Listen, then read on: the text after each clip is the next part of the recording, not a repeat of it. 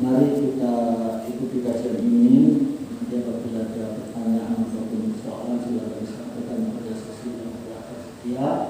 Semoga kajian ini akan terus menambah wawasan bagi kita untuk mendalami ilmu agama kita yang tentunya akan sangat bermanfaat untuk kehidupan kita sehari-hari dalam menjalani kehidupan.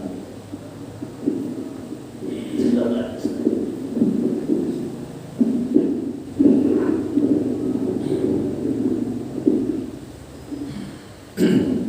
Assalamualaikum warahmatullahi wabarakatuh. A'udzu billahi minasyaitonir rajim. Bismillahirrahmanirrahim. Alhamdulillahi nabiyil mustafa sayyidina maulana Muhammadin sallallahu alaihi wasallam wa ala alihi wa sahbihi wa azwajihi wa dhurriyyatihi wa ahli baitihi. Bismillahirrahmanirrahim. Sayyidina saddatina wa siddiq wa Umar wa Utsman wa Ali Fatimah wa Hasan Husain wa baqiyatis sahabati wa jamil anbiya'i wal mursalin wa malaikatil muqarrabin wal awliya'i wal asfiya'i wa imatil mujtahidin wa muqallidina fid din wa syuhada'i was sholihin wal ulama'i wasilina bil ilmi. Bismillahirrahmanirrahim. Al-Fatihah. Imam Abu Hanifah wa Imam Malik wa Imam Syafi'i wa Imam Ahmad bin Hanbal wa Bismillahirrahmanirrahim. Sayyidul Fadil Al-Jilani al-Qadiri Qaddas al-Sirra wa Bismillahirrahmanirrahim. Muhammad al-Ghazali Sayyidul al-Qadiri Abu Hasan al-Ash'ari Sa'di Mansur al-Maturidin Ba'nahu bi'ulumihi wa barakatihi wa karomatihi faswahim Allah subhanahu wa ta'ala aliyah ilah tis'alladina kana fi jazirati jawa wa syukur hadrati syekhi wa syekhina wa ulamina al-sunnah wal jamaah wa ulama susuni wa hadrati mu'allim al kitab Sunan Nawawi al-Battani Rabbana bi'ulumihi wa barakatihi wa karomatihi wa ulama abaina وأمهاتنا وأجدادنا وجداتنا من جهة أبينا من جهة أمنا وأصولهم وقلوبهم وقربوا لهم ورحمهم وعافيهم وعنهم اللهم أشهد أن وقال سواء ما طلعنا من قراءة الفاتحة وأهل القبور والمقبولين أسمعهم اللهم إنا نسألك ونتوسل إليك يا الله بحبيبك ونبيك محمد صلى الله عليه وسلم وبأنبيائك ورسولك وأوليائك وأصفيائك وبشيخ وشيخنا علماء السنة والجنة والعلماء وبأبائنا وأمهاتنا وأجدادنا الصالحين أن تغفر لذنوبنا وتصحح جسدنا وتوسع رزقنا وتفتح لنا أبواب رحمتك في دنيانا وأخرانا تبلغ جميع مقاصدنا ومناوينا من يد صالحة ببركاتهم وكراماتهم وأسرارهم بجاه نبيك محمد صلى الله عليه وسلم على الفاتحة. أعوذ بالله من الشيطان الرجيم. بسم الله الرحمن الرحيم.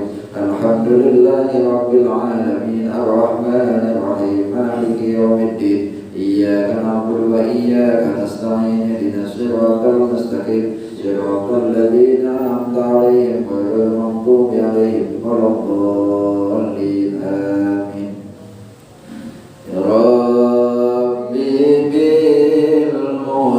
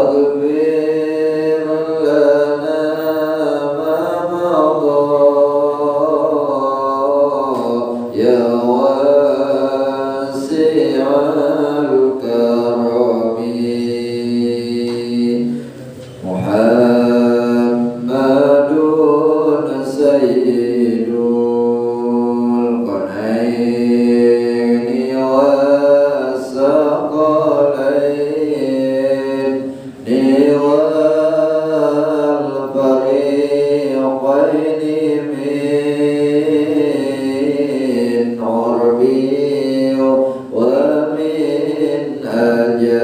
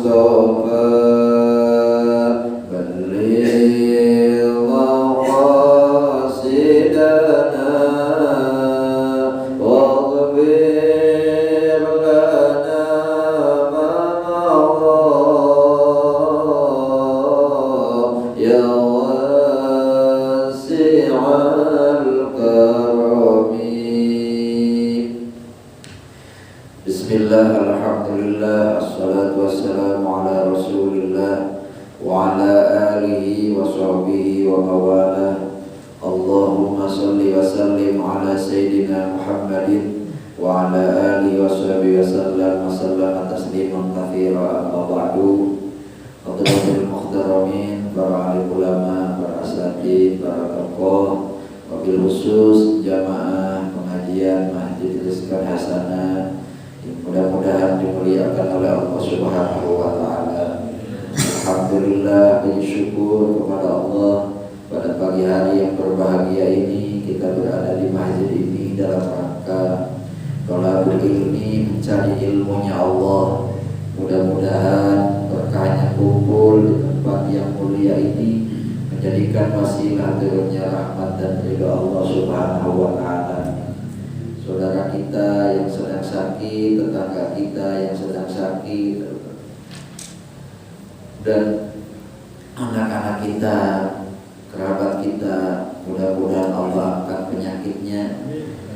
Jemaah kita juga sama, mudah-mudahan Allah berikan kesehatan, sehat walafiat, ilmu yang manfaat, ilmu yang barakah, ilmu yang bisa mendekatkan diri kepada Allah Subhanahu wa taala dan meninggal dalam keadaan husnul khatimah. Amin ya Allah ya rabbal alamin.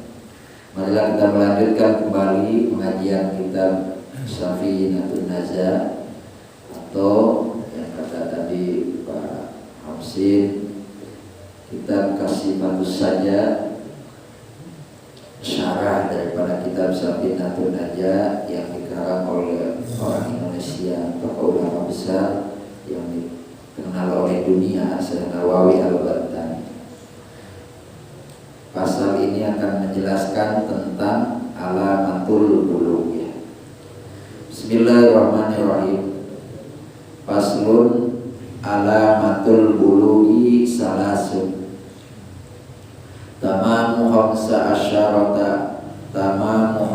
asyarata sanatan fid dzakari wal untha wal ikhtilamu fid dzakari wal unsa litis'i sinin wal haidu fil unsa litis'i sinin. Pasal ini akan menjelaskan tanda-tanda balik. Tanda itu apa? Tanda itu adalah sesuatu yang wajib, dari adanya itu adalah sesuatu yang ada. Bahasa. Jadi ma yaljamu min wujudihi al-wujud, sesuatu yang wajib ada. Tapi wala yaljamu min adamihil adamu, dan tidak ada ketetapan dari adanya tidak itu tidak ada. Sedikit. Jadi kalau tanda itu kan alamat ya. Kalau misalkan dalam huruf hijaiyah itu kan rata-rata hurufnya sama, ya. Kalau titiknya misalkan yang kayak perahu, titiknya di bawah namanya ba. Kalau titiknya 2, ta. Kalau titiknya 3, ta. Ada lagi yang modelnya bengkok itu, kalau misalkan yang di tengah jim, kemudian yang di atas kho, yang tidak ada titiknya adalah ha. Kadang tidak ada titik pun menjadi alamat, menjadi alamat. Contoh misalkan punya kambing 3, kalau kambingnya Pak Hopsin ditandain anting-anting di telinga, ya. Kalau kambingnya Pak Denny ditandain anting-antingnya di kaki. Kalau punya Pak Haji Nasution misalkan tidak ditandai, tidak ada tandanya, itu punya siapa kambing? Punya Pak Haji Nasution. Nah, itu jadi tanda itu bisa jadi karena tidak adanya tanda itu menjadi tanda juga. Gitu. Nah, sekarang tandanya balik. Kenapa Syekh Salim Al-Hadrami mengatakan pertama kali untuk masuk ke dalam bab yang lain di antara bab toharo, bab sholat, kok menyebutkan alamatul wudhu? Ini penting. Kapan seseorang itu dianggap cukup untuk melaksanakan ibadah? Atau dalam istilah kitab lain, kifayatul kifayatul ahliyah. Caranya dia cukup, dia dianggap sebagai orang hamba yang kena taklif dari Allah.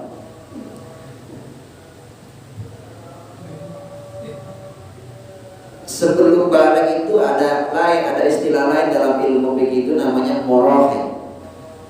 Maka saya mengatakan tibayani bulughil murahiq. Jadi menginjak mau dewasa, menginjak dewasa. Kalau yang ada di dalam perut ibu kita itu namanya janin, ya. Janin usia berapa itu? Ya, dari 4 bulan, 5 bulan, 6 bulan, 7 bulan. Tapi kalau sudah lahir namanya apa? Sobiyun, ya, bayi lah. Tapi kalau misalkan dari usia lahir sampai namanya tiflun, apa ya? Anak kecil atau disebut balita. Ada lagi dari 5 ke 7 namanya tamyiz. Tamyiz. Apa tamyiz itu? Yang bisa membedakan baik benar, hitam putih. Bisa pakai celana sendiri, bisa pakai sendal nggak selang-seling, itu udah tamyiz. Itu tamyiz. Setelah mau meningkat ke usia balik namanya murahiq. Murahiq. Ini istilah-istilah ya. Nanti kalau sudah setelah mau dewasa, akil balik namanya balik. Tapi dari usia 15 sampai 40 namanya syabun, pemuda.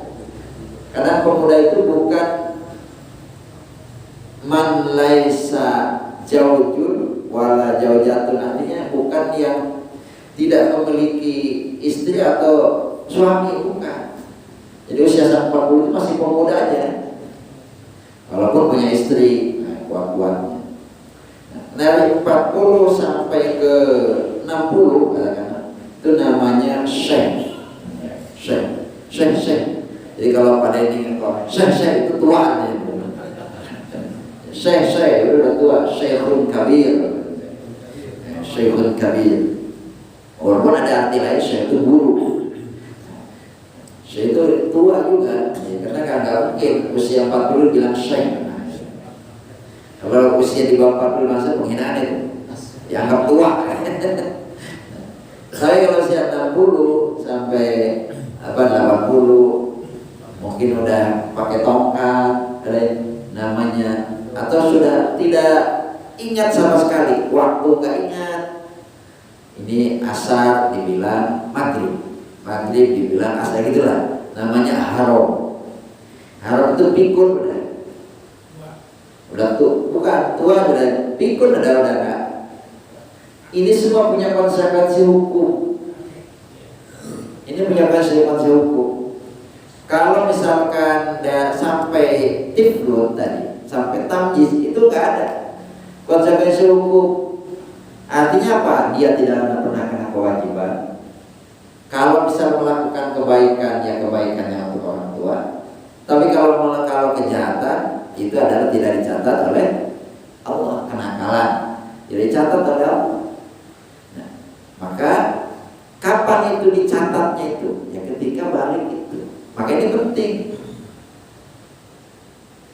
Misalkan karena adanya tanda balik itu, dia sudah cukup untuk bisa melakukan ibadah. Kemudian kewajiban orang tua itu sudah tidak ada lagi di situ. Kewajiban orang tua itu hanya sampai balik. Kok ada orang tua yang sampai menikahkan? Itu saking sayangnya aja kepada anak itu. Karena kalau sudah usia balik itu udah dilepas aja. Jadi kemandirian itu adalah diserahkan kepada anak. Toh orang tua masih ada sampai merawat, sampai itu adalah kasih sayangnya orang tua itu. Maka nggak ada istilah kasih sayang orang tua itu, istilahnya terbatas, kan? Sampai dia menikahkan, sampai dia punya anak masih ditengok, sampai masih ngerepotin juga punya anak dititipin sama orang tuanya juga kan? Padahal kita sudah tahu, sudah lama ngurusin dia, tambah lagi jangan sampai. Ya, capek juga, kasihan. Ya, nah itu. Makanya kata Syekh Salim Al-Hadrami, ini penting ada tandanya balik itu. Nah, tandanya balik bagi perempuan itu adalah satu, ada berapa? Ada tiga-tiganya itu perempuan. Tapi kalau yang dua adalah hanya laki-laki. Ya dari yang tiga itu. Apa yang pertama? Tamamu khamsa asyrota sanata. Usia 15 tahun. Sempurna usia 15 tahun. Usia 15 tahun itu pakai hitungan apa? Pakai hitungannya adalah bukan samsiah, tapi qamariyah. Qamariyah yang bagaimana? Yang hijriah itu. Muharram, Syawal, Rabiul Awal, Rabiul Tsani, itu pakai itu. Kenapa harus pakai hitungan bulan? Tidak pakai, karena kalau hitungannya samsiah, ya kan bisa lebih.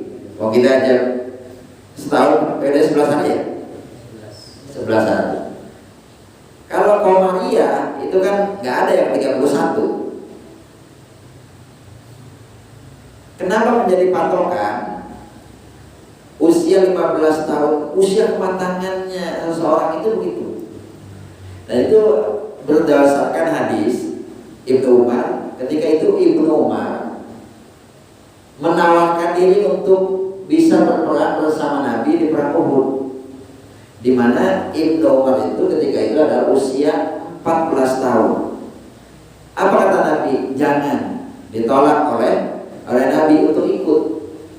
Pada tahun berikutnya dia menawarkan diri untuk mengikuti perang Khandaq, maka diizinkan oleh Rasulullah SAW. Ini menunjukkan bahwa 15 tahun itu adalah sudah kifayah, sudah cukup untuk ahli untuk ibadah kepada Allah. Itulah. Tapi kadang ini usia 15 tahun itu ada orang yang masih belum dewasa yang terlalu dimanjakan oleh kedua orang tuanya. Ya, ada banyak yang begitu. Jadi kita harus mendidik anak itu sampai seperti itu. Ketika usia 7 tahun, apa yang harus dilakukan oleh orang tua? Kan juga mendidik sholatnya. Kalau dia tidak sholat pada usia 7 tahun, nggak apa-apa, hanya diingatkan, diperintah. Tapi kalau sudah usia 10, diingatkan, diperintah, tidak melaksanakan sholat, ambil tangannya, pukul tangan itu, pukul anak itu. Tapi dengan pukulan yang tidak melukai. Kata Ustaz, pukul aja, ambil sapu, langsung dipukul mukanya, ya habis lah. Gairun tidak melukai, tidak membuat luka, apalagi sampai ke muka. Jadi cara pukulnya juga beda. Ambil tangannya, tepuk pakai ini yang ini. Nah, gitu. Tidak gini. Ini sebagai takdim saja.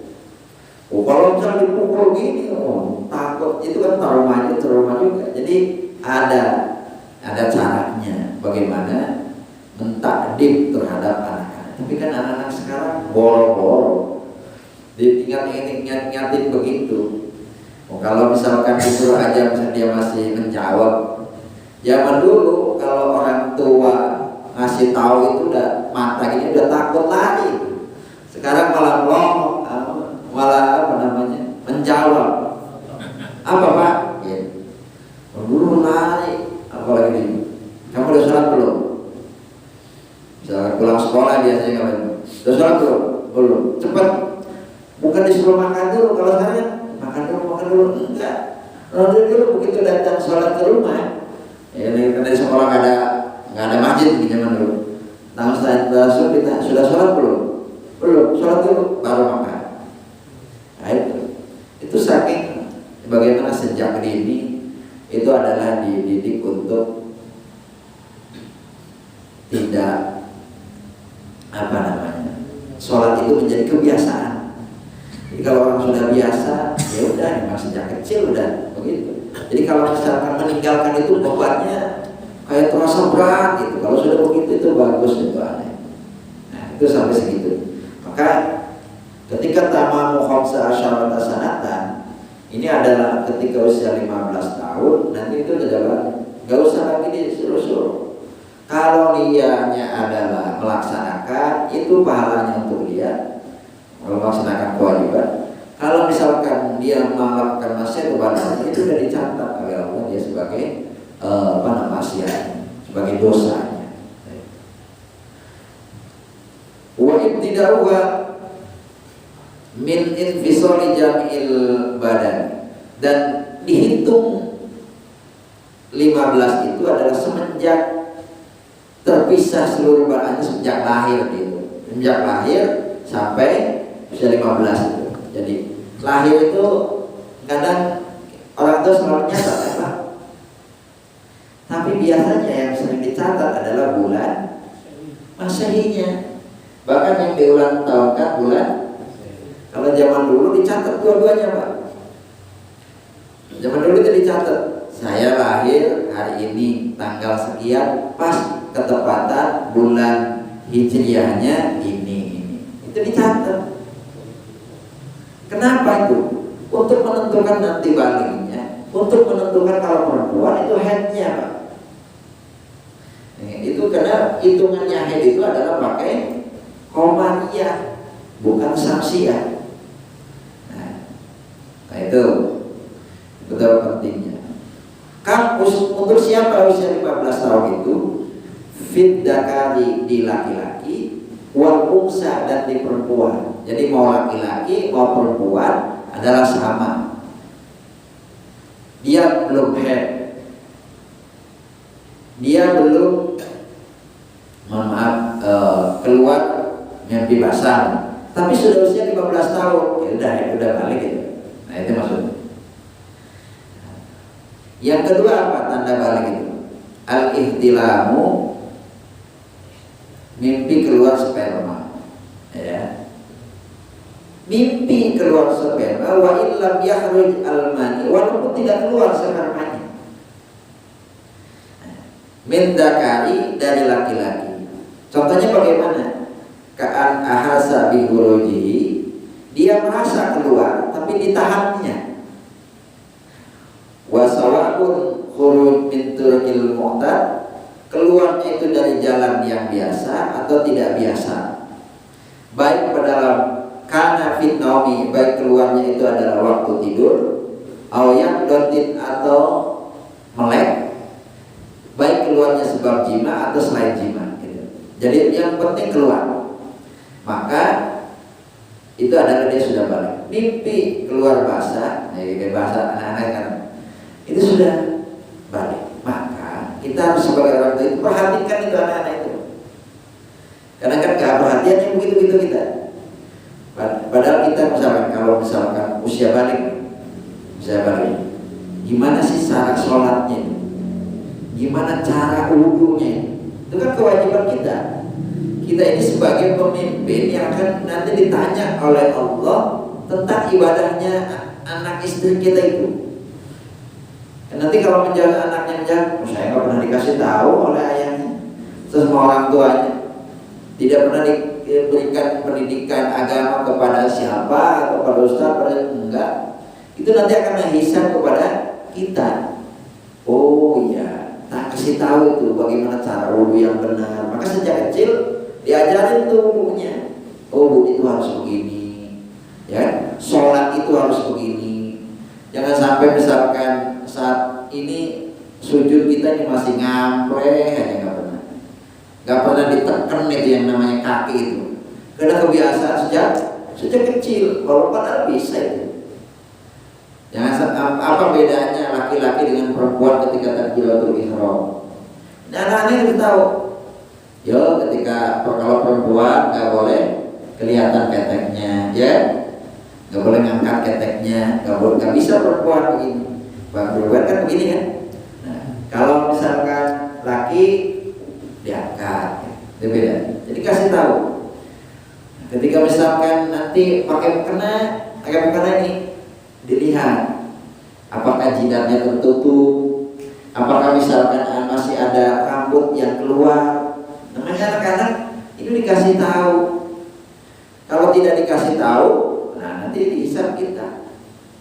Kalau keluar itu kan orang, nggak boleh lagi. Maka biasanya pakai apa itu kalau perempuan itu?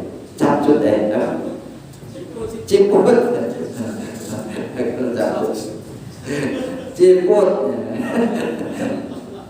Kalau ciput, nah ini supaya tidak keluar ini. Supaya apa? Kasih tahu. Minimal sama ibunya. Bahkan mohon maaf, ketika kita misalkan menikah ya, istri kita jangan harus ditengok ketika dia sholatnya itu seperti apa. Kalau misalkan dia masih belum benar sebagai calon, sebagai suami baru, itu harus ngasih tahu aja gitu. Bagaimana wudhunya, bagaimana ibadahnya. Nah itu yang kewajiban kita sebagai laki-laki kepada istri, kepada anak-anaknya, itu penting. Ketika mau usia balik itu jangan sampai dibiarkan. Ini dibiarin aja, nggak pernah ngajarin. Dia yang nggak pernah sholat, orang tuanya gimana mau ngajarin? Dia nggak pernah tahu bagaimana wudhu yang benar. Nah itu dikasih tahu. Maka ketika misalkan mimpi keluar, ada biasanya kalau anak itu kau memperhatikan nggak? Kalau kira-kira dia sudah keluar, ada yang memperhatikan begitu kepada anak? Gitu kan? Ditanya itu. Kadang ada anak juga mau nanya sama orang tua, malu, ya kan? Pasti itu malu. Maka kita lah yang komunikasinya dengan baik. Itu kamu sudah menunjukkan tanda dewasa. Harus bisa membedakan mana air sperma, mana air madi, mana air wadi. Kan dalam istilah fikih kan begitu kan? Kalau air sperma itu adalah keluarnya muncrat dibarengi dengan enak. Nah, kalau misalkan madi adalah keluarnya itu adalah bening, ya, karena ada tulang syahwat yang tinggi, berapa 100 kol, tapi nggak keluar maninya, itu adalah madi, ya. Dan mani itu keruh, kata kita pikir kayak adonan roti, ya, udah paham semua. Nah, kalau yang namanya wadi, namanya wadi itu biasanya dia adalah habis bening, ya, tapi keruh sedikit, tapi biasanya hanya setetes 2 tetes, biasanya habis kerja berat, ya, kemudian kecapean. Nah itu namanya wadi. Tapi nggak ada enak, nggak ada apa, tapi keluar dari kemaluan kita. Yang dua ini adalah najis, yaitu mani sama wadi, dan tidak wajib mani besar. Tapi kalau yang mani adalah tidak najis, tetapi dia wajib mandi besar. Itu bedanya. Nah, Anda juga harus tahu itu. Keputihan najis apa tidak? Najis. Tapi tidak wajib mandi besar. Gitu. Kalau ada anak yang sudah ikhtilaf, nah itu udah masuk usia balik. Maka kalau sudah usia balik, konsekuensinya itu adalah dia sudah cukup untuk bisa melakukan ibadah dewasa. Cukup bisa melakukan ibadah kepada Allah dan dicatat seluruh amal perbuatan baik dan buruknya. Artinya dia sudah dikasih buku oleh Allah, sudah dikasih catatan sebagaimana kita. Itu yang kedua, tanda yang kedua. Fit dzakari, baik di laki-laki, wal unsa, dan di perempuan. Sama berarti.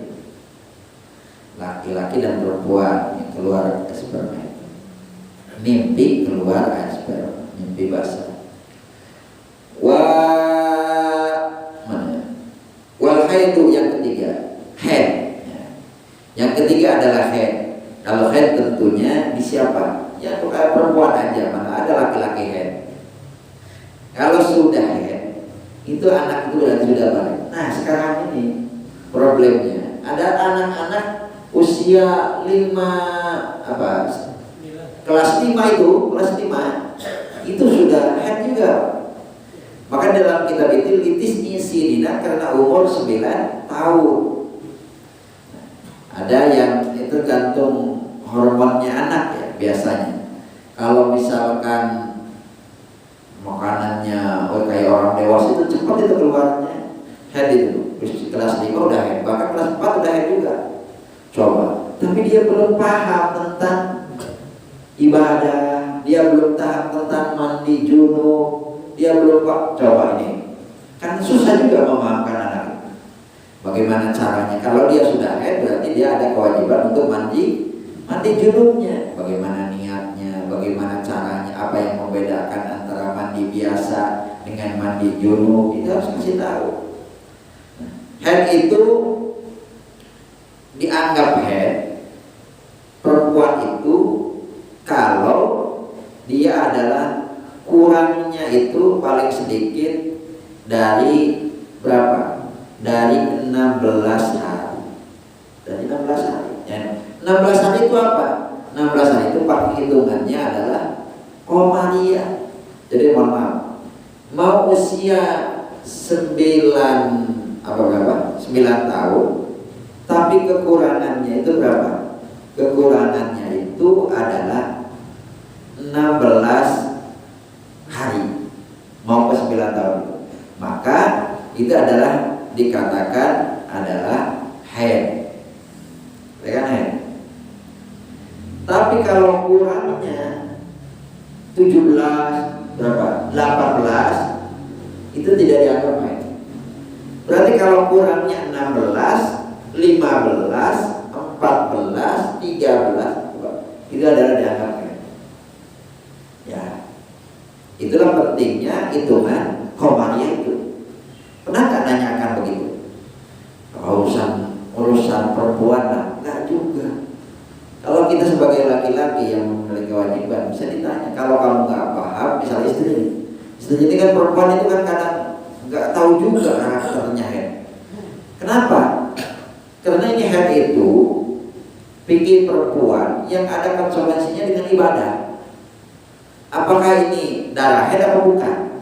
Kan nggak pernah tahu. Kita pernah tanya nggak seorang suami kepada itu haid bukan? Kayaknya nggak tahu, pokoknya keluar darah. Kan belum tentu itu. Maka ada kajian fikih perempuan itu tentang haid itu, menstruasi itu. Oh kalau darahnya masih bening, keruh, kental sampai bau tingkatnya itu ada tingkatannya. Kapan itu dikatakan darah haid? Paling sedikit kan berapa? Sehari, semalam. Biasanya adalah 7 hari. Paling banyak adalah 15 hari. Kalau lebih daripada 15 hari berarti bukan darah haid, tapi darahnya istihadah, kewajiban dia sholat. Terus bagaimana sholatnya? Itu kewajiban siapa? Kewajiban kita kasih tahu. Oh kalau misalkan lebih dari 15 hari kamu bukan darah haid, darahnya istihadah. Kalau darahnya istihadah berarti darahnya penyakit. Walaupun kamu keluar tetap itu wajib sholat. Bagaimana sholatnya? Zaman dulu dibelempet, nggak ada softtek, ya. Zaman dulu pakai kain, sumpel. Nah, begitu. Walaupun keluar, iya walaupun keluar, ya walaupun keluar tetap pakai satu kelapa. Kalau satu kelapa gatel ya. Nah itu nanti kalau walaupun keluar tetap dia wajib sholat. Wudunya bagaimana? Wudunya hanya sekali-sekali. Jadi sekali-sekali itu kalau pas masuk waktu sholat wudu. Tidak bisa misalkan wudu sekali bisa dipakai untuk 2 ibadah, 3 ibadah. Kalau yang seperti itu cukup 1 kali saja.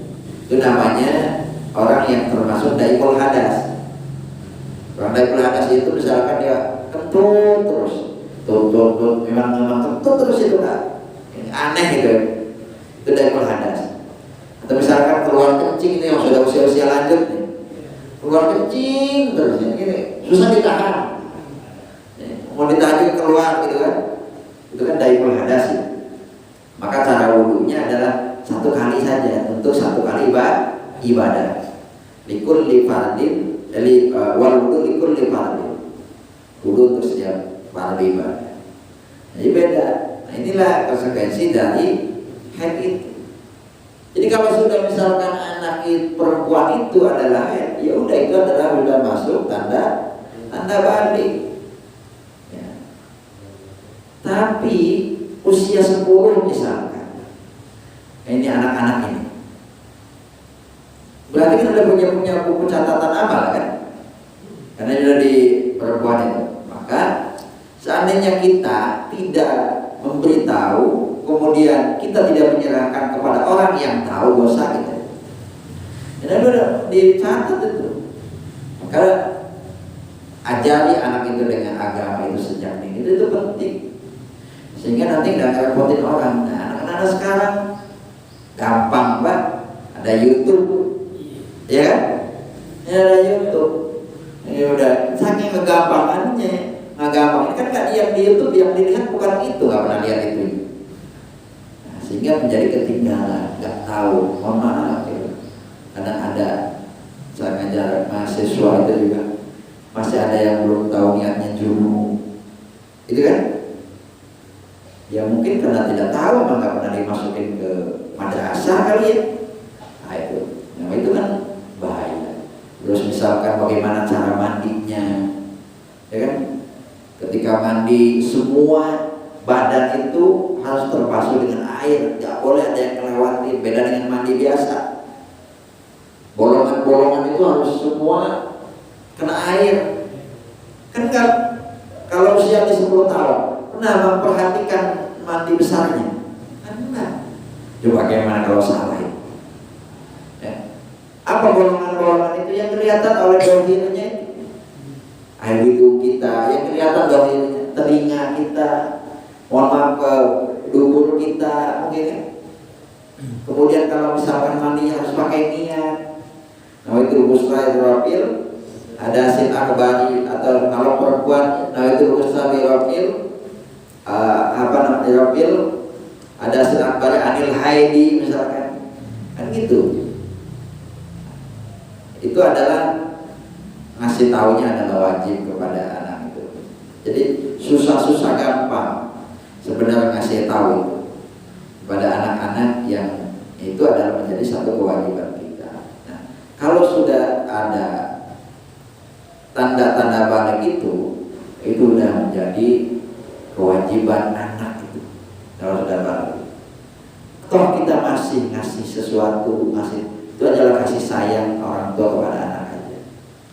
Nah, ini makanya ketika ngaji bab lain-lain sebelum toharoh, ini dari balik dulu. Jadi sebelum balik itu berarti harus dikasih tahu supaya nanti kalau sudah balik dia sudah ahli sholat secara baik, secara fikihnya baik, wudunya baik, kemudian cara menghilangkan najisnya juga udah bagus.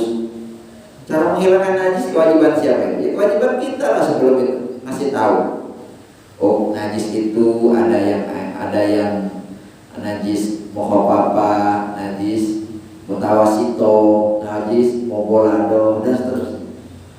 Ya kalau yang SD kan gak ada pelajaran itu kan.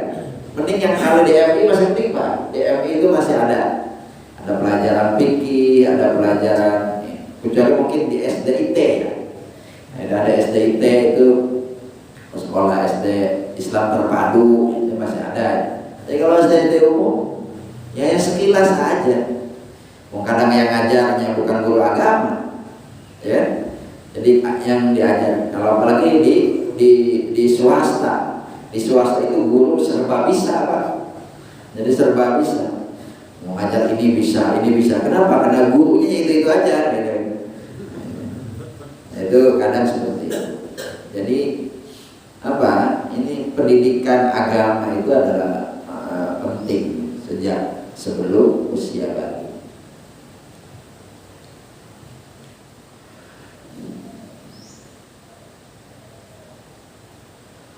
Wa amma habluha, walau bila hadatin, walaupun sekejrotan, ya, ada keluar darah walaupun sedikit, itu dianggap haid. Wa amma habluha falaysa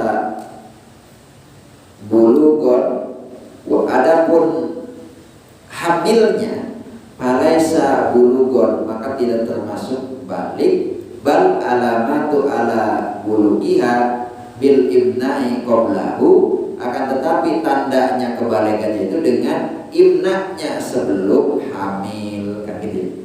Jadi tanda hamil itu bukan tanda dia balik, tetapi yang menjadi alamat baliknya apa? Yang menjadi alamat baliknya itu adalah bil imna'nya, keluar sperma sebelum hamil, kan gitu kan? Kan nggak mungkin hamil kalau dengan nggak dimasukin spermanya. Istri Maryam kan. Wa ambal khunsa, bagaimana kalau apa istilahnya? Khunsa itu bencong, waduh, karena gini, ada yang memang punya kelamin ganda, ada kayak laki, ada yang memang dia punya kelaminnya laki-laki, tapi memang mirip ke perempuan. Ya kan, bencong kan. Ada yang itu apa namanya, perempuan, kelaminnya perempuan tapi kayak laki, ada yang dilarang itu ya. Tapi kalau dia misalkan unsa, maka bagaimana hukumnya itu? Sampai dibahas juga. In amna min dakarihin wa khadha min farjihu bima bi bulugi. Kalau misalkan keluar spermanya itu dari zakarnya, wa khadha min farjihi untuk bibulugi, dan masuk ke dalam farjinya, jadi dua kemaluan dua, maka dihukumi baliknya, maka dihukumi balik itu hukima bibulugi. Jadi ada orang punya kelamin ganda, keluar mani dari dakar kemudian masuk ke farjinya sendiri, maka itu yang dihukumi baliknya. Tapi kalau Fa'in wujida ahaduhuma, kalau ditemukan dari salah satunya, dari dakar atau dari farji, ya, akulama palayu kamu bibulugi, maka tidak dihukumi dengan baliknya. Itu apa istilah kedokteran Bapak? Istilah yang memiliki kelamin ganda, mafrodit, emang ada. Nah, seperti kutsai. Jadi cara keluarnya pun disampai teliti ya ulama itu. Ulama itu meneliti haid itu nggak gampang, Pak.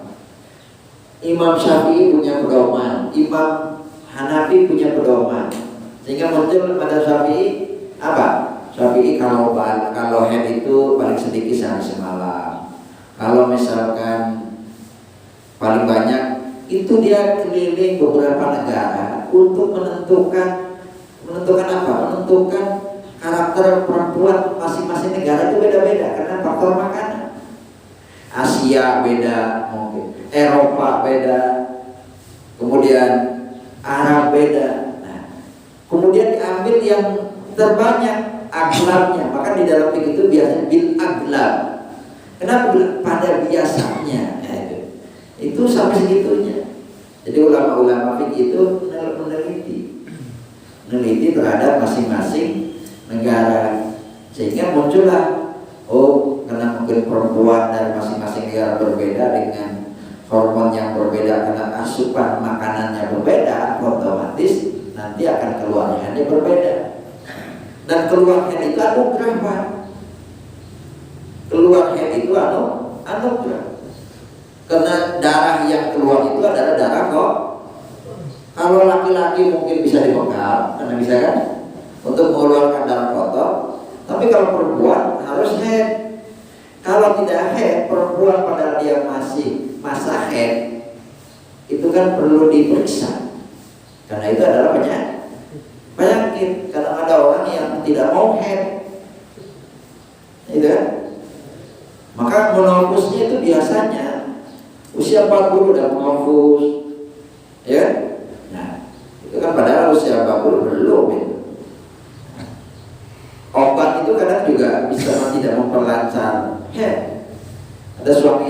hanya di KB ya kan. Nah, padahal fikih juga ada cara lain ya untuk bisa memperlancar itu hadis. Nah, ini yang kasusnya Hunsai. Wa innama dzakara al-musannifu awal mas'alatin fil fiqhi alamatul qulub.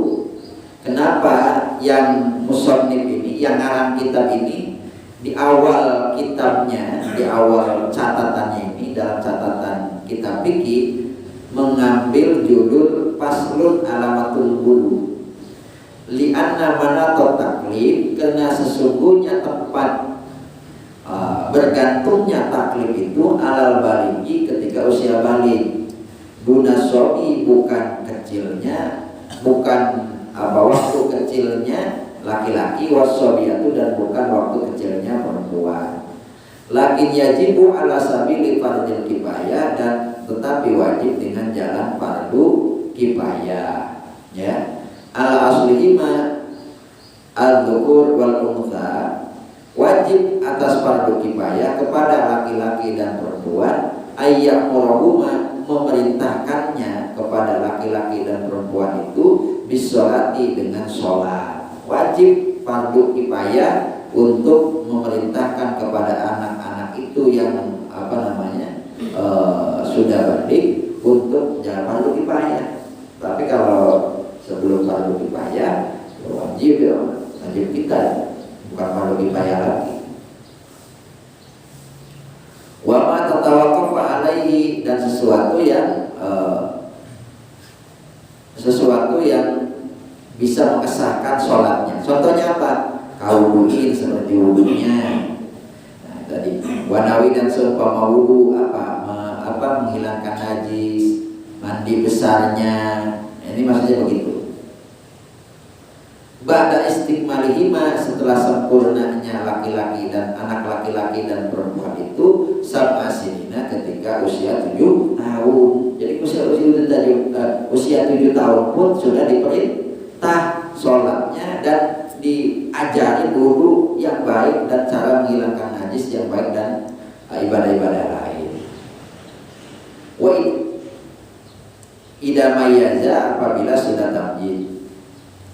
Walau ada pun tamyiz ayasiro bihaisu yakul. Apa yang disebut tamyiz itu? Ini di sini dikatakan yakulani, dia bisa makan sendiri, makan itu udah tamyiz namanya itu. Wayashrobani, dia bisa udah minum sendiri, ya. Wayashrobani. Wayastanjiani, dia sudah benar cebok, kalau habis kencing dia bisa cebok. Itu kalau dia kalau laki-laki orang aja di mana aja itu. Itu juga zaman dulu itu masih gitu, keluar di mana aja, kencing di mana aja sembarangan. Sekarang ada lagi supir kan, supir itu kan coba di mana-mana, apalagi supir truk itu di mana aja itu, di ban itu.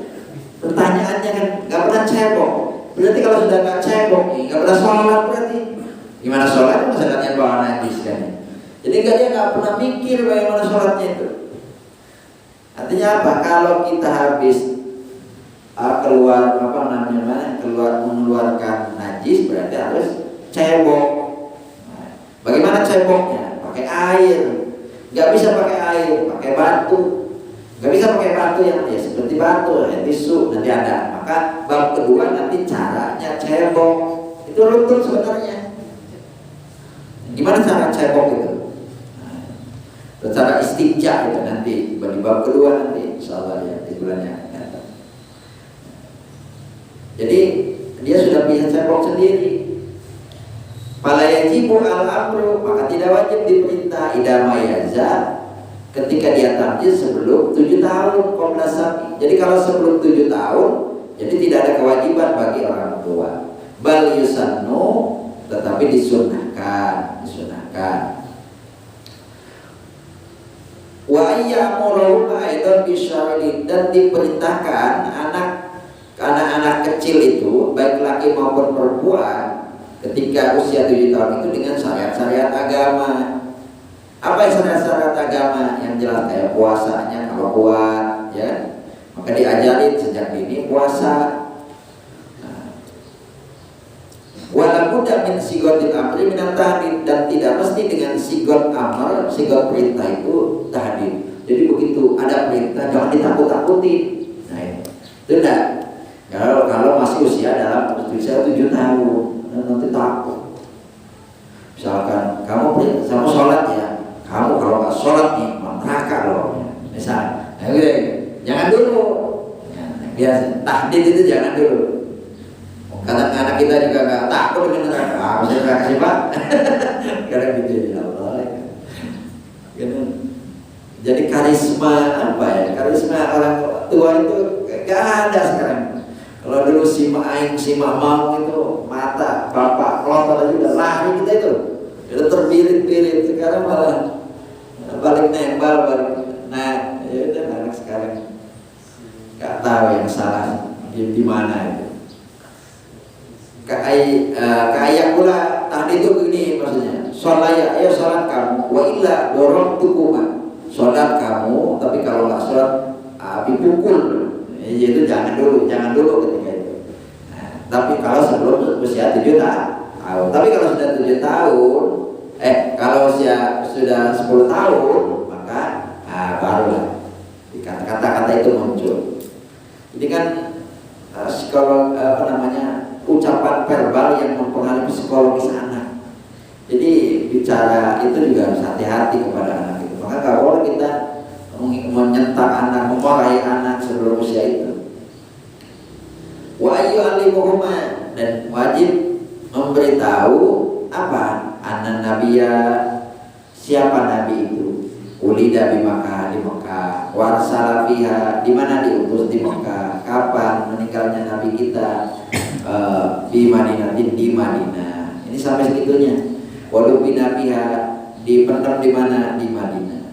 Wajibu aidan ayyadribahuma, wajib juga memukulnya kepada kedua itu ala tarki dalika, ketika dia meninggalkan sholat. Dorban ghairu mubrahim, dengan pukulan yang tidak melukai. Di waktu kapan? Di waktu fi asnail asyirati, di waktu pertengahan 10 tahun.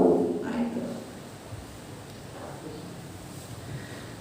Wa'lam ya wa'lam annahu yajibu 'alal aba wal ummahat 'ala fardil kifayah. Wajib kepada ayah dan ibu, berarti kepada kita nih, 'ala sabili fardil kifayati, tapi wajibnya fardu kifayah, ta'limu auladihim, mengajarkan anak-anaknya at-taharah, bersuci, wassalatu dan sholat, wasairus syar'i dan syariat-syariat yang lain. Nah, wajib kepada mereka, kepada ayah dan ibu kita dengan jalan fardu kifayah mengajarin anak-anaknya. Wa munatu ta'limihim, dan biaya mengajarinya. Kalau nggak bisa ya serahkan sama sekolah. Nah, terus apa? Biayanya juga bisa ditanggung oleh orang tua. Nah, itu. Jadi memberikan ini menunjukkan bahwa memberikan upah kepada orang yang mengajarin tentang agama itu adalah boleh. Ini dalam fikih boleh, tapi tidak harus. Iya kan? Karena nanti kalau harus nanti akan mengurangi keikhlasan. Ya, tidak harus. Tapi kalau sekarang mana bisa begitu? Nggak bisa. Nah ya, yang penting ikhlas, tetapi tidak mengajarkan itu, tidak niatnya adalah tolabul dud. Dia dikasih terima, nggak dikasih nggak apa-apa, nggak usah ngerendel. Gitu kan, kayak gitu kan. Berat. Ya. Ini menunjukkan kebolehan. Wa mu'natu ta'limihim, dan biaya mengajarinya fi awalihim, dalam hartanya, in kana lahu malu. Jadi ngambil nih, kayak misalkan gimana kalau misalkan anak yang sudah tidak memiliki bapak, tidak memiliki ibu, itu kan diserahkan sama walinya ya. Kebetulan anak yatim ini adalah kaya. Dari mana ngambil biaya itu? Ya ngambil dari hartanya itu. Makanya anak yatim itu adalah yang harus bisa mengurus terhadap harta kekayaan anak itu. Nanti kalau biaya-biayanya itu diambil dari harta, ya diambil dari harta. Ingkana lahu malu, kalau dia memiliki harta benda. Fa in lam yakun, kalau tidak memiliki harta benda, fa bima li abaihim, maka dari harta ayahnya atau ibunya. Fa in lam yakun, maka kalau tidak ada, oh bapaknya nggak punya duit, ibunya juga sama. Papi mali, papi lam yakun, papi baitil mal, maka ditanggung oleh negara. Gitu. Jadi negara itu punya kewajiban ya untuk mencerdaskan dan mengajarkan anak-anak itu. Jadi dari ini gitu. Kalau dulu baitul mal, berarti sekarang negara punya kewajiban. Maka pendidikan gratis itu adalah kewajiban negara. Kewajiban negara. Ini tambah mahal aja. Gratis. Ya, itu urusan Pak Hussein yang makan gratis. Kalau itu belajar mesti makan dulu. Iya. Pak Ilhamnya negara tidak punya. Ini negara kan. Ternyata nggak punya uangnya. Diserahkan kepada siapa? Pak Alal agninya. Maka diserahkan kepada orang-orang kaya. Orang-orang kaya siapa? Al muslimin yang muslim. Ya nggak mungkin kan orang non muslim nggak bisa biaya. Ini maksudnya tingkatan kewajibannya. Jadi saking wajibnya mengajarin anak-anak itu tentang persoalan agama, kan harus dikasih upah yang ngajarin itu. Dari mana upahnya? Dari harta anak itu kalau dia ada. Kalau tidak ada, dari harta ayah atau ibunya. Tidak ada harta ayah ibunya, diserahkan kepada negara. Negara nggak punya, maka diserahkan kepada orang kaya yang muslim. Ini urutan kewajiban gitu. Seandainya tidak ada gitu ya. Nah itu. Nah, seandainya tidak ada, misalkan, tapi dia nggak melakukan itu, ya itu kena hisaban juga. Nah itu kena hisaban. Berat itu jadi pimpinan negara itu. Karena yang pertama kali dihisab itu adalah mereka kan, orang se-Indonesia. Ya itu kan. Gimana itu? Kita aja satu mungkin sahabatnya capek, apalagi nanti dia menghisap pimpinan negara yang akan mentaujakan rakyat Indonesia yang jumlahnya ratusan juta. Oh berat. Maka pada ada orang yang nggak mau jadi pejabat, nggak mau. Iya banyak. Sekarang kan, sekarang malah berebut. Saking takutnya. Orang kaya aja gak mau. Hisabannya berapa? 500 tahun. Kalau 500 tahun itu adalah di akhirat. Di akhirat. Satu hari di akhirat sama dengan 1000 tahun di dunia. Sama, hitung aja tuh. Kapan kita masuk surga kalau begitu? Ya? Ya Allah. Maka selalu kita berdoa, Allahumma hasibni hisabai yasir, ya Allah, mudahkanlah, cepatkanlah, atau mudahkanlah hisaban saya. Ya kan? Itu saking beratnya. Ya, tapi kalau nggak begitu, ya nggak bisa hidup. Jadi ya kalau di dunia itu ya tempatnya untuk beramal. Punya harta dipakai untuk amal ibadah, punya ilmu untuk amal ibadah, punya apapun jadi amal ibadah. Ini amal ibadah aja. Soal diterima atau tidak adalah urusan Allah. Urusan Allah. Urusan mikir diterima, ikhlas apa enggak, iya apa enggak, iya repot nanti. Itu urusan Allah. Ini faidatun. Ini penting. Faidah.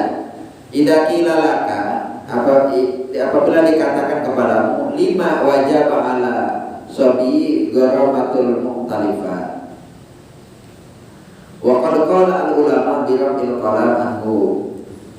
Qultu al aqlam salah satu qalamul thawab wa qalamul iqab wa qalamul mukhtalifah. Wa qalamul thawab maktubun lahu wa qalamul iqab marfu'un anhu. kalau anak-anak kecil ini adalah kalau yang melakukan dosa itu dihilangkan kolamnya itu. Ya. Karena kita yang hidup ini memiliki kolam itu ada kolam thawab, kolam pahala, ada kolam iqab, kolam siksa, ada kolam mu'tarifah. Jadi kolam yang memang mu'tarifah, yang merusak. Wa kadzalika al-majnun, dan begitu juga orang gila. Orang gila itu nggak kena taklif, Pak. Jadi sama dengan anak kecil. Kapan dihitungnya? Mulai sejak gila dia. Mulai dia sejak gila, nah itu sudah tidak dihitung. Gilanya berapa tahun? 2 tahun. Ya enggak ada kewajiban dia. Mau sholatnya ininya. Nanti kalau dia kena kewajiban, begitu dia sembuh, berapa dia? 2 tahun. Gimana cara mau dia sholat 2 tahun? Ya. Jadi orang gila itu sudah nggak ada kena kewajiban lagi. Orang gila, wanaim, orang tidur. Misalkan kita tertidur ya, tidur tidak sholat, dosa kan? Enggak. Kenapa? Karena kita adalah diangkat kolamnya. Jadi tidak ada kewajiban bagi orang yang tertidur. Lain dengan pura-pura tidur atau sebelum kewajiban tidur. Contoh, mau sholat duhur, tidur dulu. Tidurnya itu pas, bukan kailula, bukan. Kalau kailula itu kan tidur sebentar mau menjelang duhur, itu kailula. Itu namanya kailula. Dari tidur yang sebentar, kailula. Tapi ini dari sebelum duhur udah mau adzan, jam 5 menit lagi ada tidur, itu sengaja tidur. Sholat duhurnya ketinggalan sampailah waktu asar, dosa deh. Tapi kalau sebelum duhur, misalkan jam 11 tidur dia, 12 sampai jam 4 dia tidak sholat duhur, dosa enggak? Karena dia tertidur. Ya, itu konsekuensi hukumnya. Maka ada yang ditidurkan lebih dari 300 tahun, siapa? Ashabul, enak juga ya. Begitu itu udah 300 tahun. Masya Allah. 100 tahun. Jadi dia selama tidur itu tidak ada kewajiban. Nah itu. Wan na'im illa an qalam wal iqam marfu'ani anhuma, dihilangkan, pahalanya nggak ada, siksanya nggak ada. Kayak gitu.